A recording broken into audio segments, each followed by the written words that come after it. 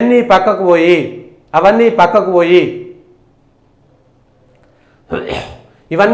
పోయి వాళ్ళ దేశం కోసం ఇవాళ ఏం జరుగుతుంది దేశంలో?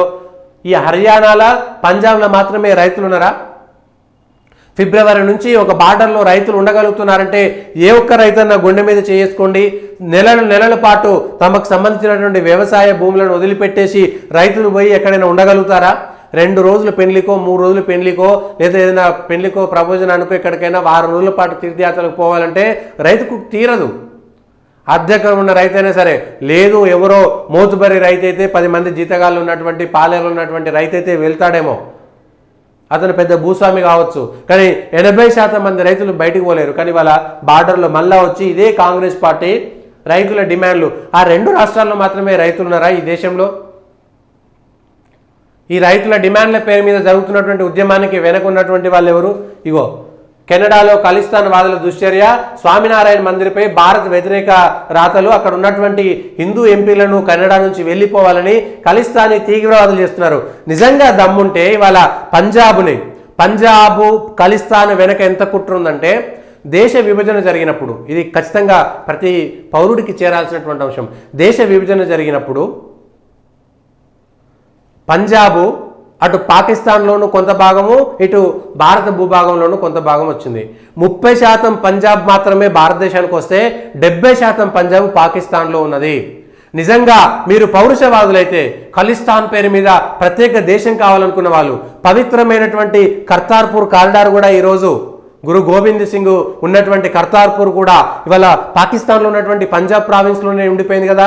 70% పంజాబు ఇవాళ పాకిస్తాన్లో ఉంటే, ఈ నిజంగా ఖలిస్తాన్ వాళ్ళు మా పంజాబ్ ప్రత్యేకం కావాలంటే ఈ దేశంలో ఏది ఖలిస్తాన్కి సిక్కులకు సంబంధించి ఎక్కడ వివక్ష లేదు. ఈ భారతదేశంలో సిక్కుల మీద ఎక్కడ వివక్ష లేదు. కానీ అదే పంజాబ్లో ఉన్నటువంటి సిక్కుల మీద వివక్ష ఉంది. అక్కడ ఉన్నటువంటి సిక్కులు ఇబ్బంది పడుతున్నారు. అక్కడ ఉన్నటువంటి సిక్కులు వాళ్ళ ప్రార్థనా స్థలాలకు వెళ్ళలేకపోతున్నారు. నిజంగా వీళ్ళు మాకు ప్రత్యేక దేశం కావాలని కోరుకోవాల్సింది ఎక్కడ? పంజాబ్లో 70% ఉండి గురు గోవింద్ సింగ్ ఉన్నటువంటి కర్తార్పూర్ కారిడార్తో సహా కూడుకున్నటువంటి పంజాబ్ మాకు ప్రత్యేక దేశం కావాలని కదా వీళ్ళు కోరుకోవాల్సింది. కానీ భారతదేశంలో ఉన్నటువంటి పంజాబ్ను ప్రత్యేక దేశంగా కోరుకుంటున్నారంటే దీని వెనక ఉన్నటువంటి వాళ్ళు ఎవరు? దీని వెనక ఉన్నటువంటి ఏ దేశం దీనికి మద్దతు పలుకుతుంది? సిక్కులంతా ఖలిస్తానీలు కాదు, ఇది కూడా గుర్తుపెట్టుకోవాలి. సిక్కులందరూ ఖలిస్తానీ ప్రత్యేక దేశం కావాలని కోరుకునేటువంటి వాళ్ళు కాదు. ఏ 10 మందో 15 మందో కావాలని చేస్తున్నటువంటి కుట్ర, వాళ్ళ వెనక వేరే దేశాలకు సంబంధించినటువంటి కుట్ర ఉన్నది. దీనికి మొదలు బీజం వేసింది ఎవరు? ఖలిస్తాన్కి బీజం వేసింది ఎవరు?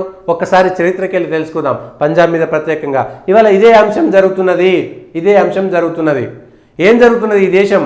ఈ తెలంగాణ మాకు వివక్షగా ఉందని ఇక్కడ వస్తుంది. బంగ్లాదేశ్లో జరుగుతున్నటువంటి అంతర్యుద్ధ అల్లర్లలో బంగ్లాదేశీ శరణార్థులకు మేము బెంగాల్లో స్థానం ఇస్తామంటే సిగ్గు తీసేసింది బంగ్లాదేశ్ లాంటి దేశము. బెంగాల్ అట్లా మాట్లాడడం సరికాదు. మమతా బెనర్జీ మా దేశ పౌరులకు శరణార్థులుగా రమ్మని కోరడం ఏమిటి అని మమతా బెనర్జీకి బంగ్లాదేశ్ గడ్డి పెట్టింది. ఇక్కడనేమో వీళ్ళు రైతుల ఉద్యమం పేరు మీద జరుగుతున్నటువంటి కుట్ర ఇంకొకటి జరుగుతున్నది. ఇక్కడనేమో కెనడాలో ఖలిస్తాన్కు సంబంధించినటువంటి అంశము ఇంకొక వైపు జరుగుతుంది. దేశం మీద ముప్పేట దాడి జరుగుతున్నది. కానీ మనమేమో ఈ పనికిరాని రాజకీయాల పేరు మీద దేశ విభజనకు మూలమవుతున్నటువంటి అంశాలను మనం పసిగట్టలేకపోతున్నాము. పక్కా నా వ్యక్తిగతమైనటువంటి ఆరోపణ, ఈ పంజాబ్ హర్యానా ప్రాంతాల్లో రైతులు చేస్తున్నటువంటి ఉద్యమాల వెనుక విదేశీ శక్తుల కుట్ర, విదేశీ నిధులు ఉన్నాయి. దేశ విభజనకు దారి తీసే విధంగా జరుగుతున్నటువంటి కుట్రగా ఖచ్చితంగా ఆరోపణ ఉన్నది. దాంట్లో ఖచ్చితంగా ఉన్నది. అయితే కేంద్రం ఫెయిల్ అయిందంటే ఫెయిల్ అయిందొచ్చు. రైతుల ఉద్యమాన్ని ఆపడంలో నరేంద్ర మోడీ సర్కారు ఫెయిల్ అయింది. నిజంగా ఆయన నియంత అయితే, నిజంగా ఆయన మొండివాడైతే ఈ పాటికి ఒక్కడు కూడా ధైర్యం చేయడు ఆడికి రావాలంటే. మళ్ళా ఒక్కడు కూడా ధైర్యం చేయడు. ఆయన నియంత కాదు కాబట్టి ఇదంతా జరిగింది. కొన్నిసార్లు నియంత కావాలేమో అనేటువంటి పరిస్థితి వస్తున్నది. ఇది జరుగుతున్నటువంటి అంశం, దేశంలో జరుగుతున్నటువంటి అంశం.